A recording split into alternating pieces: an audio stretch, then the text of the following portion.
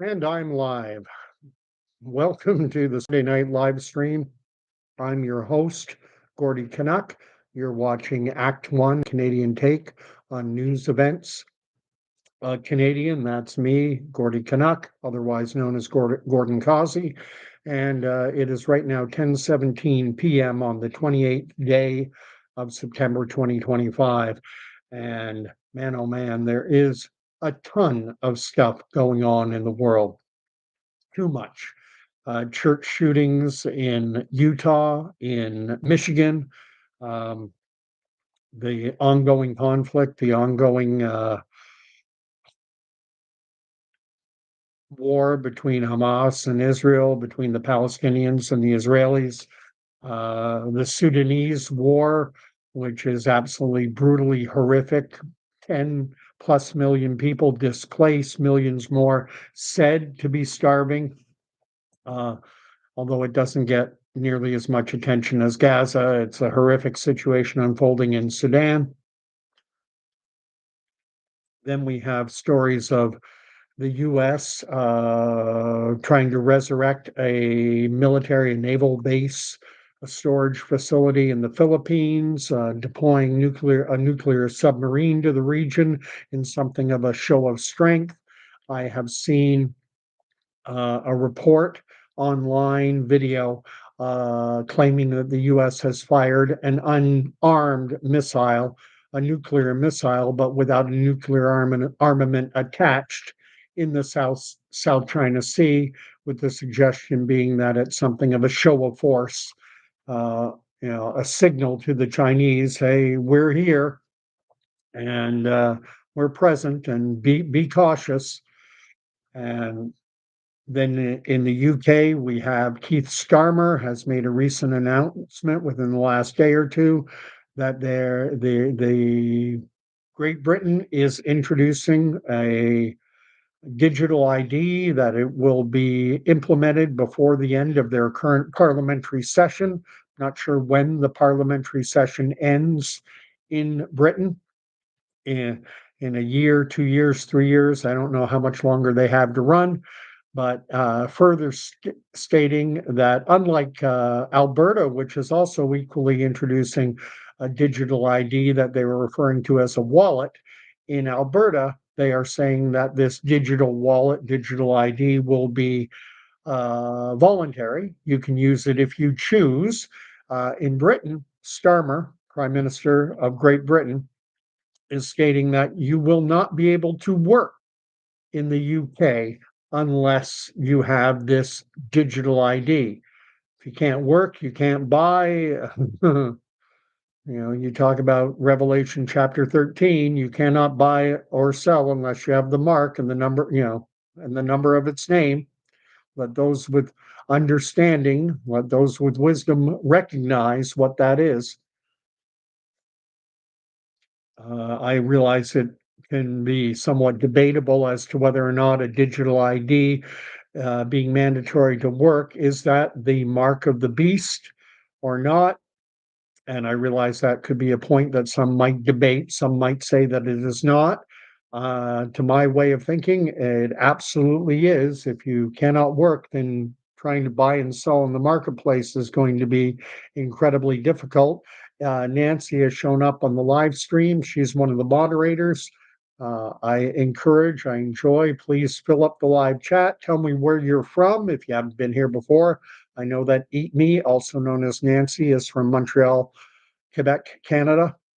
But if you come on and you're new, give a hi and let me know where you're from. The Act One, a Canadian take on news events, a very bare bones, basic, very raw YouTube channel discussing the events of the day from the perspective of a Canadian, albeit a Canadian who did spend 10 years growing up as an expatriate Canadian in the United States. I spent time in the 70s and 60s growing up in New York City, New Jersey, and in Portland, Oregon. Portland, Oregon's also in the news because President Trump has announced that he is sending troops to that city to protect ICE agents and their facilities in that City, which is something of a liberal bastion. It was something of ground zero during the BLM protests and everything. And that's not to say that the state of Oregon doesn't have its conservative-minded population. It does, but when it comes to the major city in Oregon, the major city, 2 plus, maybe 3 plus million people, that's Portland, Oregon. Salem, the capital, I don't even know how many people are there. But anyway, there's just so much going on right now, and it's almost impossible to determine what is a distraction and what is, going to be right in front of our face. I'm thinking back to March of 2020, when before COVID started, before the lockdown started, when the NBA was still wrapping up its regular season. Um, I remember seeing Rudy Gobert, who's a big power forward center in the NBA, an all defensive type player, big rebounder. And he was at a press conference, and COVID was just beginning to dominate the conversation, just starting. But Rudy Gobert was very nonchalant about it, and he went and he touched all the microphones as if to say, I'm not worried about this thing here. Look, I'll touch all the microphones. And then later, within a few days of that happening, it was reported that Rudy Gobert had tested positive for the novel and deadly coronavirus. And a lot of people probably thought he was going to die or something. He went on to have a stellar season the remainder of that year and into the next year. He's a good player, but uh, all of a sudden the world changed overnight, and I'm wondering if we're going to be looking at a situation in the days and the weeks and the months ahead. Don't know how long it's going to take, where we're going to wake up and the rug has been pulled out from under us. Are we going to be at war? Are we going to be mandated by the government to all of a sudden have to have a digital ID? I don't know what would happen with an individual such as myself who does not own a cell phone. So many of these IDs, so many of these applications seem to be based on smartphone, cell phone technology. What if you don't have a cell phone? Well, you're going to be required to get one. Are you going to buy me one? And then I'll use it to what? So crazy what's going on in the world. And, in the sports world right now, the Major League Baseball season just ended. So, from a Canadian perspective, the Toronto Blue Jays just qualified for the postseason. They qualified a few days ago, 5 or 6 days ago, they qualified. But today, having won their game against Tampa Bay at home, they are now the American League East champions, the first placed team in the American League overall. So they have home field advantage right up until the World Series.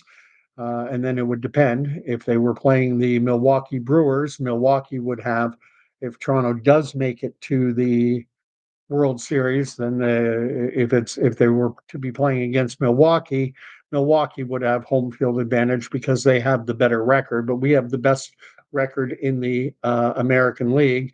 And I'm an old baseball fan. Started following the Blue Jays in the early '80s when they started to become a competitive team, '81, '82, '83. And it's easy to distractions are nice. And looking, who are we going to play? We're going to play New York or Boston, and how will we line up our pitching rotation, and who should be on the playoff roster? And all these are nice, pleasant questions to look at. But then who knows? Could the rug be pulled out from under our feet the way it was in March of 2020, and everything gets turned upside down? I tend to believe that. And the difficulty is, it's somewhat, I use the term, well-known term, the sword of Damocles. It's probably from a Greek tragedy. It's probably from ancient Greek, but this idea of a sword just hanging over your head, just waiting to drop, and you never know when the hand is going to release it. Could be in a second, could be in a day, could be an hour, could be in months, weeks, years, you don't know, but it's hanging there. And I can certainly see that sword of Damocles. I'm wondering, is it going to stay in the air or is it going to drop? And I'd love to hear thoughts that others have on this. We're such a divided population right now. I talked about the war in Sudan, but no one really cares about that. And I openly have to wonder if the reason that the Sudanese civil war that's taking place, if the reason it doesn't get focused is because a large segment of the population in the Sudan, probably the majority, are black. And I have to wonder, does it have anything to do with that? Is it the fact that, well, it's just a bunch of Africans, just a bunch of black people, so who cares if 10 plus million people are being displaced from their homes, if millions are starving to death? Well, who cares? That's normal for Africa, so who cares? I don't know. I really don't know. I find it alarming. Of course, the war that's going on, the situation in the Gaza Strip has certainly got focus, and everyone has an emotional attachment to that disaster. I mean, it's horrific. I can't imagine what it's like for the people living in the Gaza Strip. Um, an absolutely horrific situation. Um, with the same type of claims on a smaller scale. Gaza's population is probably somewhere in around 2 million people. When we talk about Sudan, I think we're talking about 30, 40 million people, with something like 15 million people, like a third to half of the population being impacted by the civil war there. But again, I don't know why the Sudanese situation doesn't attract more attention. But then there was a civil war in Yemen that endured for about 10 years, and no one cared about that. Hundreds of thousands of people, food insecurity, medical insecurity, people dying because they can't get access to a basic doctor, including lots of children under the age of 5. Tens of thousands, I think it might even be over 100,000 children under the age of 5 died in Yemen, but that didn't get a lot of attention. Even Syria got a little more. Syria got more attention because of the refugee crisis, and Syrian refugees who were getting onto very not very seaworthy life rafts and trying to escape a civil war that lasted for years. And you had ISIS, Islamic State forces, you had rebel factions backed by the Americans trying to destabilize the Assad regime, and then you had Bashir al-Assad and his security forces, armed forces, all fighting, turning Syria into, if you showed someone a picture from Syria during that war and said it was Gaza, they would believe you. Likewise, if you saw pictures of Sudan today, the more populated centers where the war is raging, and you said, well, this is Gaza, people would believe you. Or the same with what happened in Yemen during their 10-year long civil war.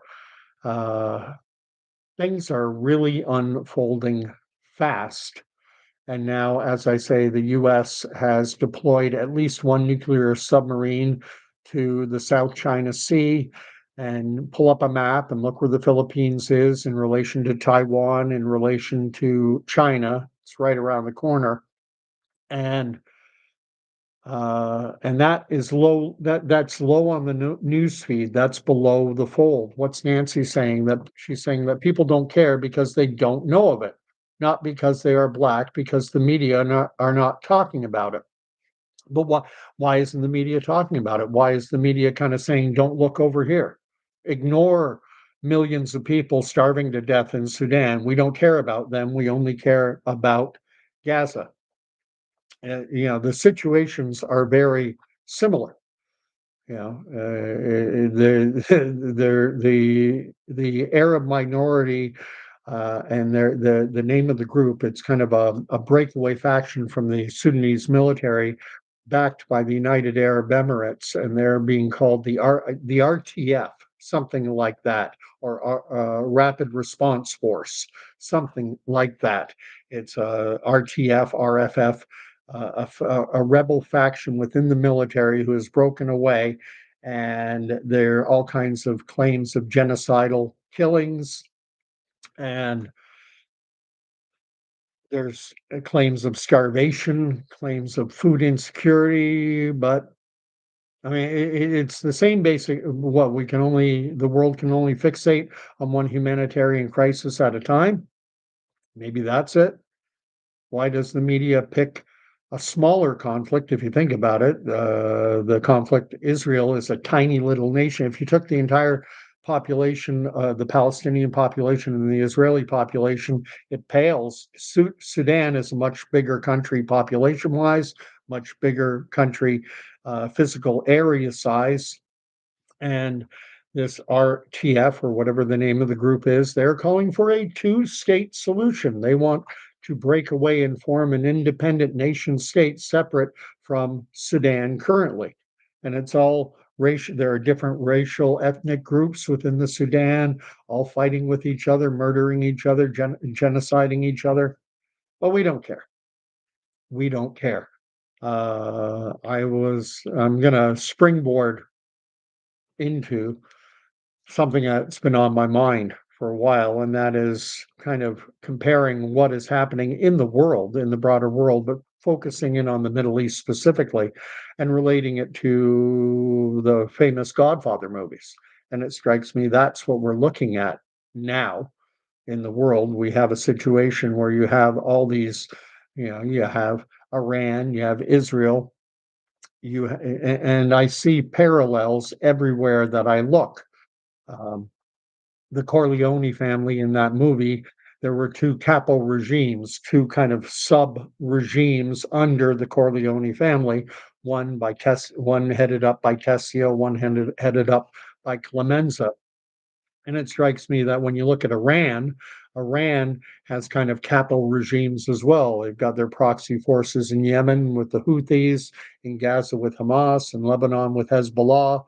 And there are likewise other groups like Islamic Jihad and what have you, who are all looking to destabilize the another player, the Israelis, currently headed by Benjamin Netanyahu.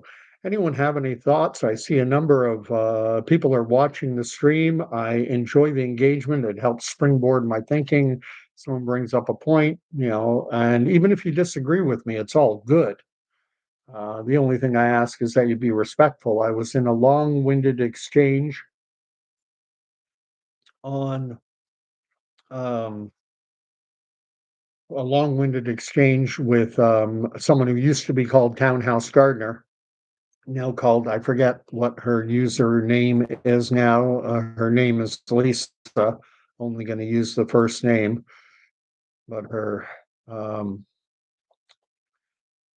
I forget what her handle is, Bits and Bytes or something like that. And she and I were having a long-winded exchange on Facebook, and she's very much on the Free Palestine side. And she brought up that Dwight Howard, former Orlando Magic center, former center for the LA Lakers. I think he won a championship with the Lakers. He's probably an Hall of Fame NBA player, and he has very recently come out and said that back in and around 2015, like 10 years ago, he is saying that he, on his X or Twitter account, posted a tweet saying free Palestine, and that the tweet immediately within 10-15 minutes generated a response from David Stern, the commissioner of the NBA, telling him he was in trouble for tweeting that.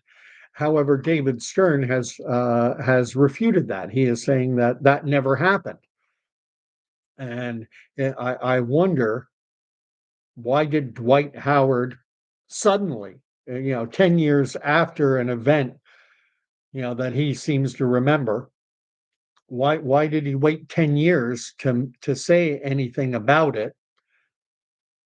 Open question. I was curious to know Dwight Howard. I know very little of the man, just a very strong, like Rudy Gobert, a big defensive presence on the NBA court. And I think he won an NBA dunk championship. His nickname was Superman. Some might remember during an NBA dunk competition, he put on a Superman shirt and cape and did a dunk and won the NBA dunk championship. But is he a Christian? Is he, where does he approach this from? And the reason I was curious is that I know within some Black American Christians and Canadians too, but I think it's more of an American belief among certain members of the Black community in the United States. Some Black individuals claim that they are the true Israelites, that the Israelites, God's covenant chosen people, as spoken of in the Bible, they contend that it's Blacks and that the Jews of today are counterfeit, and that we're God's true covenant chosen people. And I wonder if Dwight Howard, being a Black individual, if perhaps he is an adherent to this belief. I forget, there's a name for it, and I forget exactly what it is. If anyone remembers, I know that Sharunian has Sharunian Allegiance, who comments on the station, has brought it up before. It's not, and I've met an individual, a guy named John, had him over to my house during the COVID insanity when you got to know a lot of people who at least had their, while you may not have disagreed with them on everything, you certainly agreed with them that COVID was a psyop and that it was the mandates were over the top and government overreach and all the rest. So I had John over to the house, and and this is in Canada, and he was a believer in this idea that Blacks, that Africans, are the original Israel, that they are, God's original covenant chosen people, and that the Israelis, Jewish Israelis now, that they are counterfeit. And I wonder, the reason I wonder if Dwight Howard holds to this ideology is because that might provide some justification for why he would have sympathy toward the Palestinians and perhaps some animosity toward Jewish Israelis. Just an open question that I have. But it's a late Sunday night. We're coming up on 10:39 now. It doesn't look like I'm getting a heck of a lot of engagement on the live stream tonight, probably because there's just too much going on right now. If you want to talk about Charlie, people are all skill fixating in on Charlie Kirk. Uh, and we've got the shooting at a Church of Jesus Christ of Latter-day Saint. I don't think the death toll, I think we're somewhere up around 20, and they're saying that more bodies may be found. There's suspected arson. The shooter drove a vehicle into the church, then perhaps started a fire, then started shooting indiscriminately. There's been another shooting that I haven't read much on, that took place at a church in Michigan. And you talk about things just paving all down, and I almost wonder, are Blue Jay fans, for example, are we going to make it to Saturday? That's when the American League Divisional Series, the ALDS, is slated to start. Is it going to be like the NBA season back in March of 2020? Well, we're pausing everything. We're putting everything on hold. And, we're marching toward a new order in this world. Keith Starmer, Prime Minister of Great Britain, introducing a digital ID, and it's like the world's criminal families are all going to war with each other. They're all going to the mattresses. That's a term more used in the book, but it's mentioned briefly in the movie Sunny. So where they're arguing about a potential for a war between the five families, and Sonny very quickly, very rapidly, you can miss it, goes, well, we'll go to the mattresses. And what that means is everyone hunkers down in their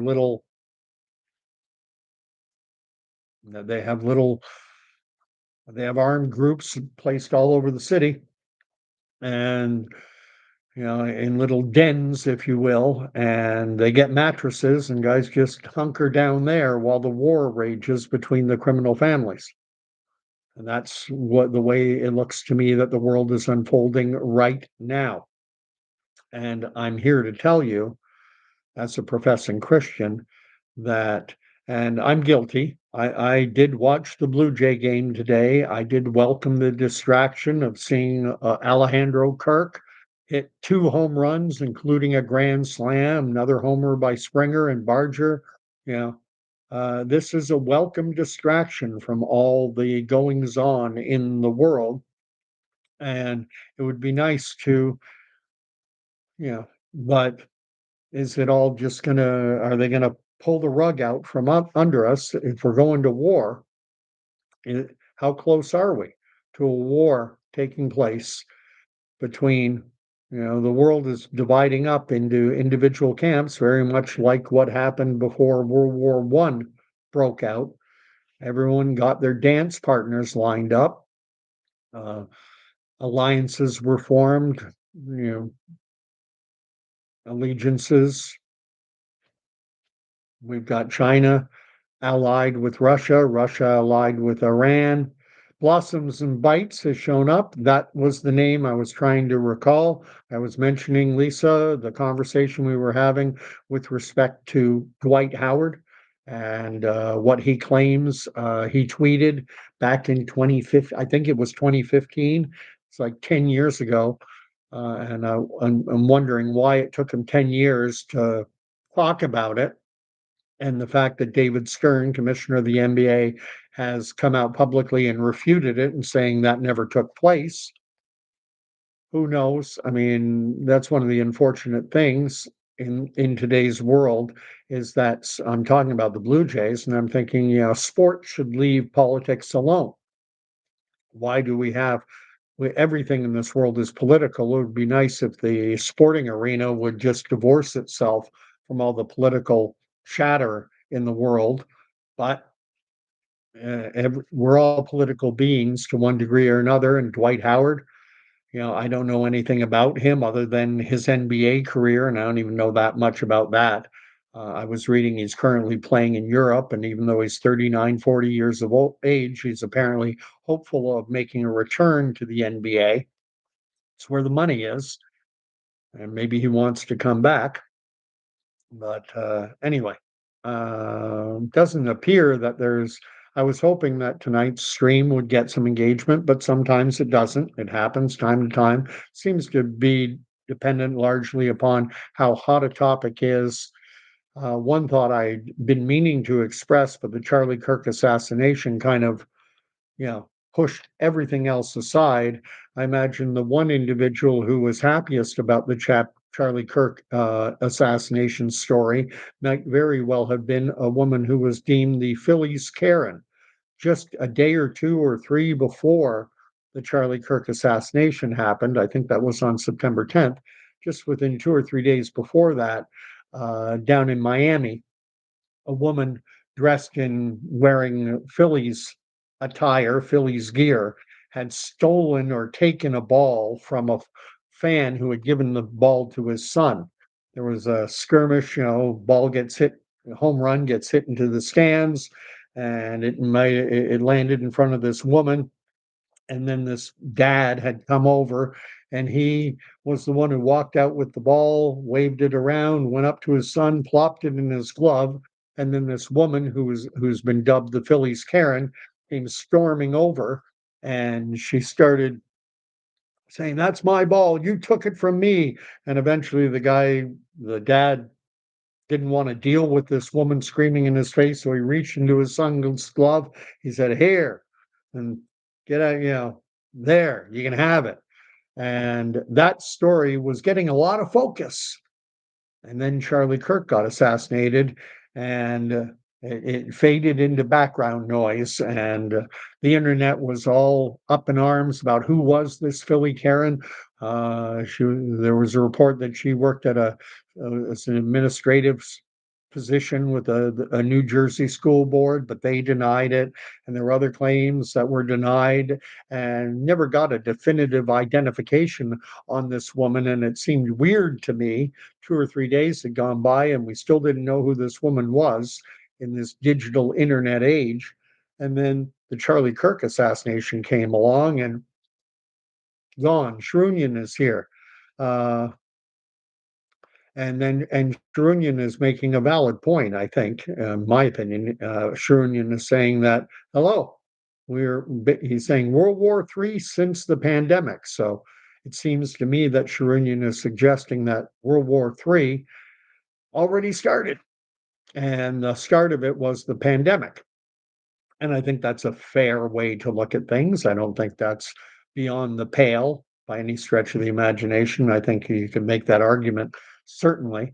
I would tend to view it be something more akin to World War II and World War One, where you have armed conflict going on between nation states, primarily, the big players.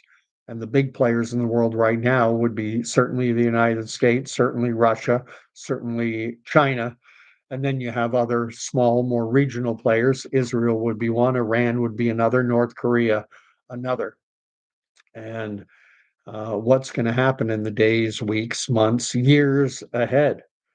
Uh, I think we've got to be paying attention and we've got to be discerning and we've got to avoid getting too wrapped up in the goings on because everything seems designed to divide the population. Are you pro Palestinian? Are you pro Israeli? Are you pro mainstream narrative on the Charlie Kirk assassination, or do you go in for one of the conspiracy theories floating around? You know, do you care about the war in Sudan? I don't think most people even know about it because the news doesn't cover it. And if they don't cover it, if a tree falls in the forest and no one's there to see it, does it make any sound? And if a civil war, genocide, and starvation is ravaging in the Sudan, but the media isn't covering it, then does it really exist? If it doesn't make it onto the nightly news, Gaza certainly makes it onto the nightly news almost every single night. Charlie Kirk has been on the news almost every single night. Anyway, so kind of a disjointed live stream tonight. Don't have a principal focus other than to say that with all this going on, this book and the subject of this book, and ultimately the subject of this book is Jesus Christ from beginning to end. Yeah. The prophesied Messiah, the actual Messiah, and then the promise of the Messiah of Jesus to come. We have Jesus prophesied, we have Jesus during his earthly ministry, and now we have the promise of Jesus's second coming at the end of time when everything starts to collapse around us and Jesus comes to rescue us and to establish his millennial kingdom on the earth, 1,000 years of peace. Man, we could use it. Anyway, I'm going to end the video because it's getting late on a Sunday night. Eat me, blossoms, and bite. Sharunian, thank you for showing up. Things are quiet right now in terms of the chatter on my live stream. Things are certainly not quiet in the world, however. How long till a digital ID comes to Canada? Who knows? But I don't think we're far away. I think the players are in place and things are going to start to unfold rapidly. But I've been wrong before. Things a lot of the time things take longer to unfold than what I think they will take. I think they'll happen quick and they happen far more slowly. So God bless. We'll see you all in a night or two or three whenever I do my next live stream. May the Lord bless and keep you. May the Lord make his face to shine upon you. And may the Lord God Almighty, may he grant you peace. Get into his word. Remember, we're to be unified. Even if we have differing views on things, we're to be unified in Christ. If you haven't read John, the Gospel according to John, chapter 17, I strongly recommend it. We're not to be fighting. We're to be unified in Christ. So I'll end it there. God bless, and we'll see you later. I will have a nice night, Lisa. You as well. And you as well, Nancy. And Nancy's asking everyone to hit the like button. Hey, if you liked the video, hit the like button. If you didn't like it, hit the like button. Anyway, God bless. We'll talk to you later.